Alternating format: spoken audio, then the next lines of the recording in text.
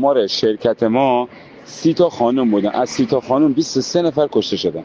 یعنی یه تعدادشون چشماشون در اومده، یعنی اینقدر موج انفجار بالا بوده چشماشون اصلا خیلی وضعیت اسفناکه. شرور میگن 4 تا. من از دیگه الان چیزایی که من اومدم جلو بیمارستان امام زمان دیگه الان تازه خیلی ها اینایی هم که میگن زخمی، چه زخمی؟ اون زخمی محسوب نمیشه که وقتی دستش قطع شده، چشش در اومده، پاهاش قطع شده، این دیگه زخمیه، نمیگن قطع عضو و اینا. اصلا این وضعیت اسفناکه، اصلا همه گریه، همه زاری، اصلا یه وضعیت بد. هنوز خیلی ها بچه‌ها تو سالن گمرک زیر آوارن در نیاوردن اینا رو. اصلا حالم بده.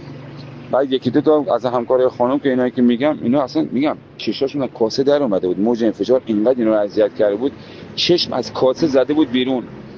یه تعدادی قیافه جنازه ها اصلا مشخص نیست. الان بچه‌ها عکس‌ها رو نشون دادن، من حالم بد شد.